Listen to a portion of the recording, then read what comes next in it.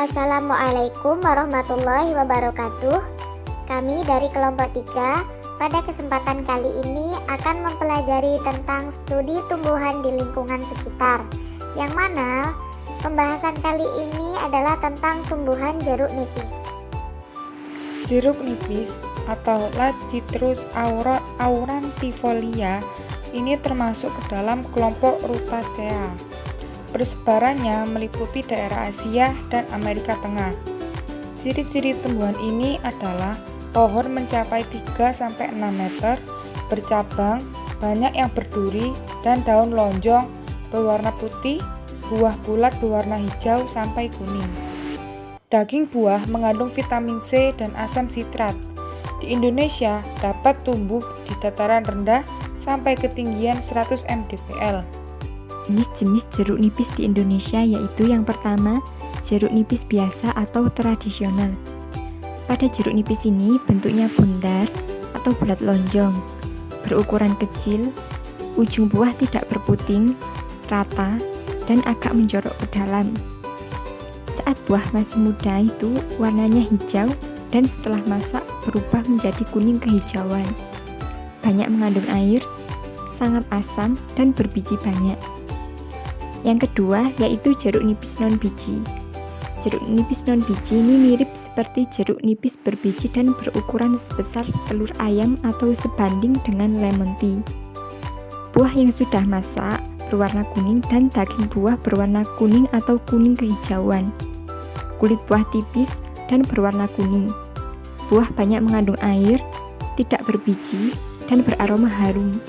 Buah ini tumbuh satu persatu pada tangkai, tidak bergerombol. Klasifikasi tanaman jeruk nipis. Berikut ini adalah klasifikasi dari tanaman jeruk nipis atau Citrus aurantifolia.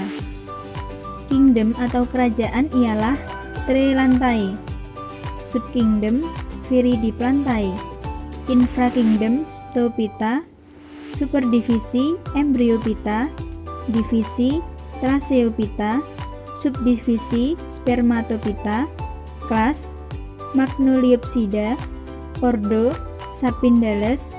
Famili Rutaceae. Genus Citrus ls. Dan spesies Citrus X aurantifolia. Morfologi tanaman jeruk secara umum dapat diuraikan sebagai berikut. 1. Akar tanaman jeruk memiliki sistem perakaran, yakni akar tunggang yang strukturnya sangat kokoh. Akar tersebut mempunyai satu akar utama dan di sampingnya terdapat rambut-rambut akar yang berukuran kecil. Akar-akar tersebut berbentuk silindris dengan ujung akar yang berbentuk membulat. Ujung akar mempunyai karakteristik yang terus membelah sehingga mengakibatkan akar tumbuh panjang. Pembelahan sel pada ujung akar disebabkan adanya aktivitas jaringan meristem apikal. Pada bagian ujung akar ditutupi dengan tudung akar yang sifatnya berlendir. Tudung akar ini mempunyai fungsi untuk melindungi akar agar tidak rusak ketika menembus tanah. Akar-akar jeruk mempunyai kemampuan untuk menembus hingga ke bagian bawah tanah sekaligus menyerap air dan zat hara yang terkandung dalam tanah. Yakni batang. Jika batang ini adalah tanaman jeruk berkayu yang berbentuk silindris. Tanaman jeruk sangat bergantung pada keadaan batang yang tumbuh tanpa dilakukan pemangkasan.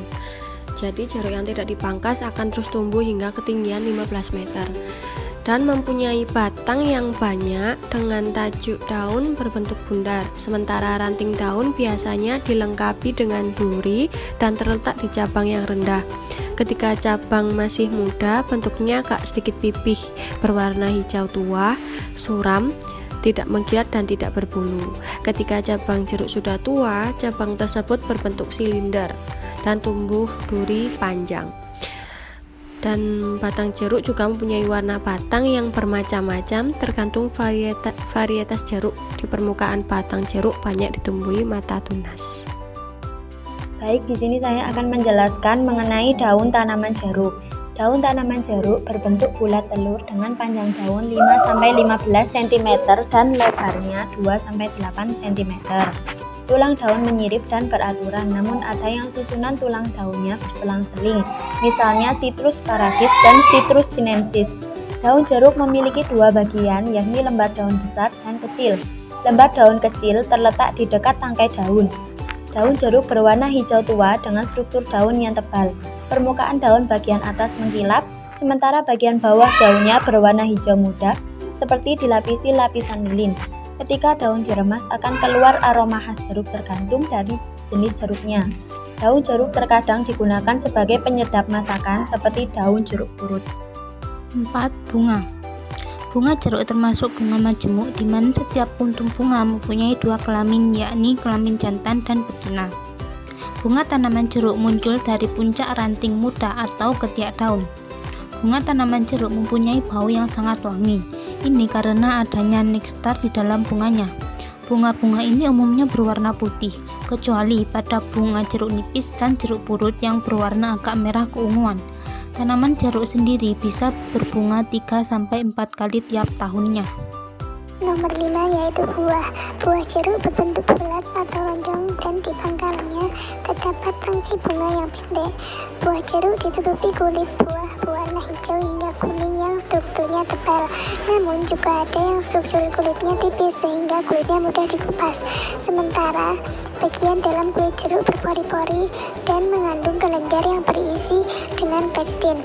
Buah jeruk mempunyai beberapa bagian yang terdiri dari kulit luar dalam kurung albedo, kulit dalam flavedo, buah endokarp berupa butiran kecil yang berisi cairan yang rasanya manis dan banyak mengandung vitamin C. Butiran buah tertutupi kulit segmen yang tipis dan berwarna putih. Dalam satu buah jeruk berisian 8-15 segmen daging jeruk dan tergantung dari varietasnya. Untuk bagian yang keenam adalah biji.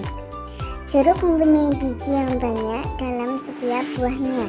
Biji jeruk tertanam pada bulir jeruk dan biji ini berjumlah 1 hingga 3 butir. Warna biji jeruk sendiri adalah putih hingga putih kekuningan yang berbentuk bulat telur. Pada bagian ujung biji berbentuk runcing, sementara pangkalnya berbentuk tumpul. Biji jeruk memiliki dua bagian, yakni kulit biji atau epidermis dan dermis atau bagian dalam biji. Manfaat jeruk nipis. Yang pertama, akar. Akar bisa digunakan untuk mengatasi beberapa penyakit antara lain ambeien. Yang kedua, kulit buah bisa dimanfaatkan sebagai obat untuk mengatasi amandel. Yang ketiga, buah. Buahnya dimanfaatkan untuk mengobati anyang-anyangan, batuk terutama yang disertai influenza, terus bau badan, lalu kolesterol tinggi, tekanan darah tinggi, batuk ginjal, difteri, radang sendi, demam atau flu, dan haid tidak lancar, jerawat, rambut rontok, dan kulit kepala berketombe. Yang keempat, bagian daun. Bagian daunnya bisa dimanfaatkan untuk mengatasi vertigo, tekanan darah tinggi, dan demam karena malaria. Lalu pegalino.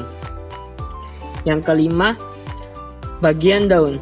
Bagian daunnya dimanfaatkan untuk obat antara lain tekanan darah tinggi. Hai teman, langsung saja yuk. Mari kita membahas beberapa efek samping dari jeruk nipis. Yang pertama yaitu GERD atau gangguan pencernaan. Gastroesophageal reflux disorder merupakan gangguan pencernaan yang dapat menurunkan kinerja metabolisme tubuh seseorang. Penyakit ini memengaruhi kerja otot antara kerongkongan hingga lambung seseorang. Air perasan jeruk nipis dapat membuat iritasi lapisan kerongkongan seseorang yang mengganggu proses metabolisme. Gejala-gejala awal penyakit ini ialah mual-mual, nyeri di ulu hati, dan jika mulai parah bisa sampai muntah. Yang kedua yaitu kerusakan gigi. Mengapa? Karena kadar asam sitrat yang terlalu tinggi menyebabkan pengikisan email gigi. Ketika pembusukan berlanjut pada lapisan dentin, mungkin Anda dapat mengalami kepekaan dan rasa sakit yang hebat. Yang ketiga yaitu tukak lambung. Tukak lambung adalah luka yang sangat menyakitkan yang dapat ditemukan di antara lapisan lambung atau usus kecil.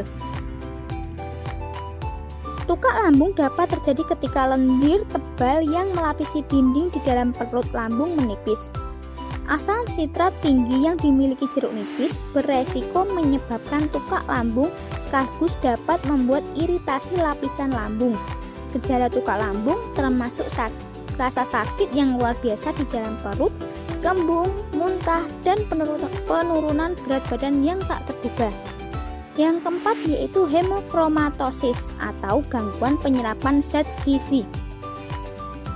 Hemochromatosis merupakan gangguan yang dapat menonaktifkan kinerja tubuh dalam proses penyerapan zat besi. Hal ini terjadi karena penumpukan garam bersih dan deposit pada jaringan sehingga terjadi komplikasi di dalam tubuh. Vitamin C dalam jeruk nipis atau yang biasa disebut asam ascorbat membantu penyerapan zat besi dalam tubuh. Namun, fatalnya vitamin C yang berlebihan dari jeruk nipis dapat menimbulkan jumlah zat besi yang banyak dalam waktu yang bersamaan. Sehingga hal tersebut dapat menghalangi kinerja tubuh dalam menyerap zat besi dan menimbulkan penumpukan di dalam tubuh. Gejala hemochromatosis diantaranya kelelahan, badan menjadi lemah, nyeri sendi, hingga dapat gagal jantung. Nah, itulah beberapa penjelasan dari kelompok kami. Kurang lebihnya kami mohon maaf.